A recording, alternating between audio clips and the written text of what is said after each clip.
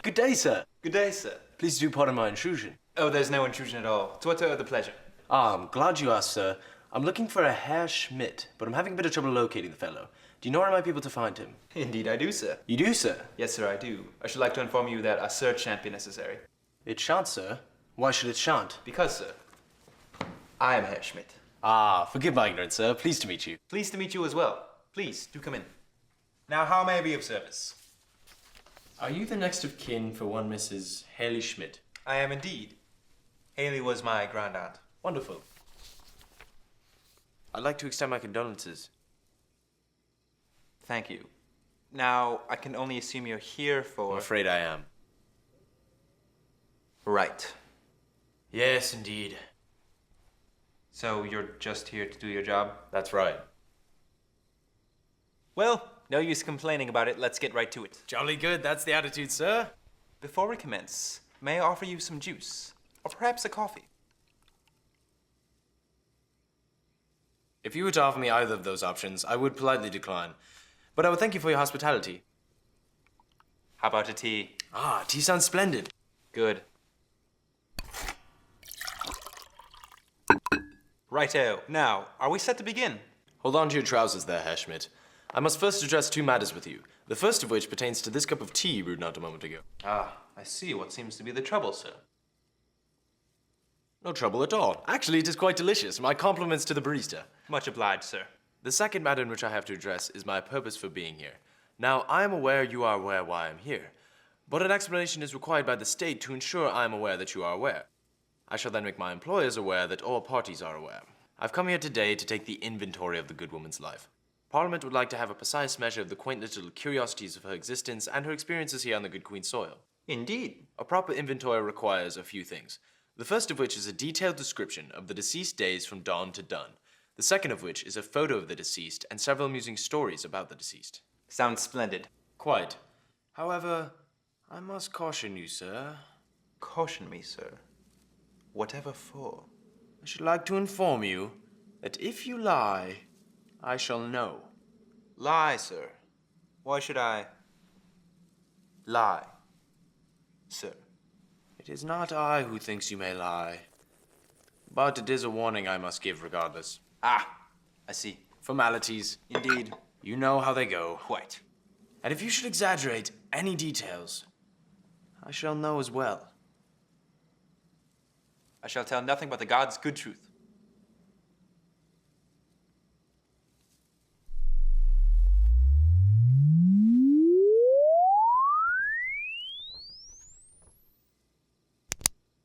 Righto, let us begin.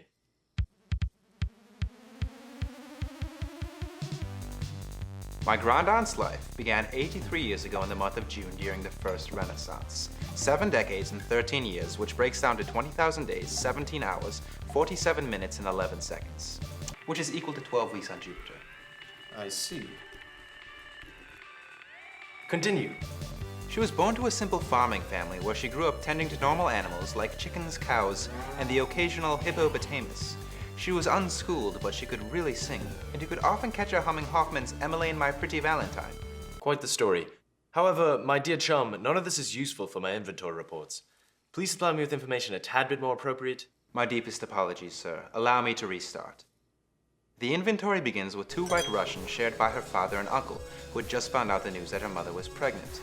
Her mother and father then shared a dinner in which he had a steak and she had a delicious pasta.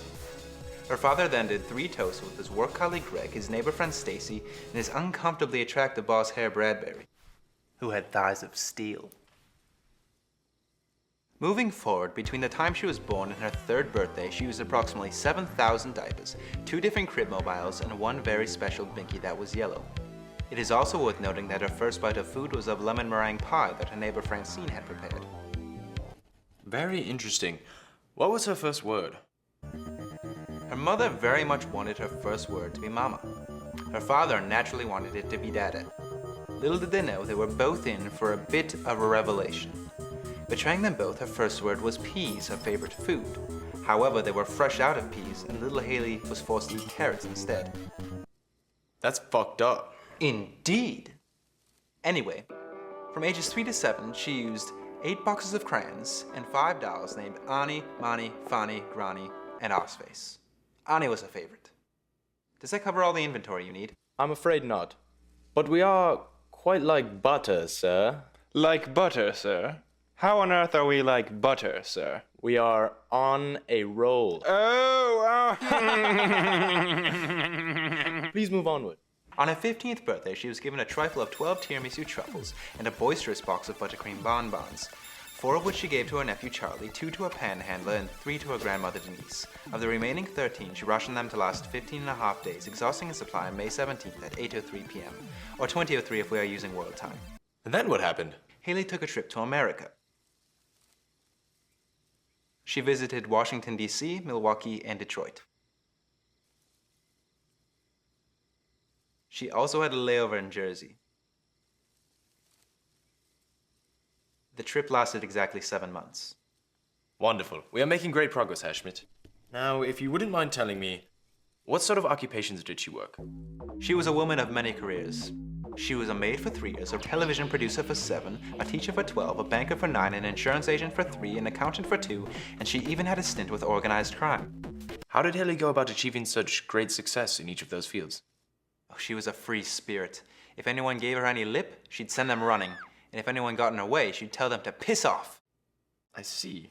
What else can you tell me about her? Between the ages of 20 to 45, she developed a remarkable attraction to pastries, more specifically pies. She worked real magic with her pies.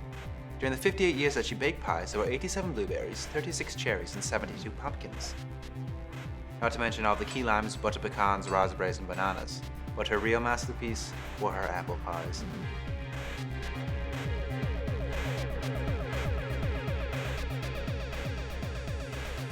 Her apple pies were the most popular in the country, and for a period of time she was even employed in Her Majesty's royal kitchen. How many apple pies did she bake? In her lifetime? 2,746. My word.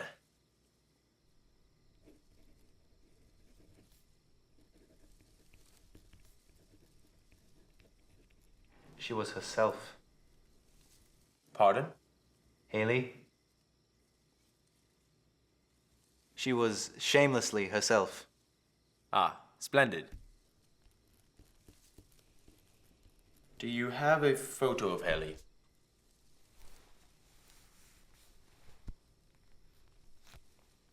Now, are you asking because you're actually curious, or just because it's your job?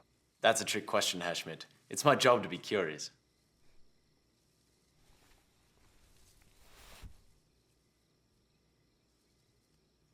Wonderful.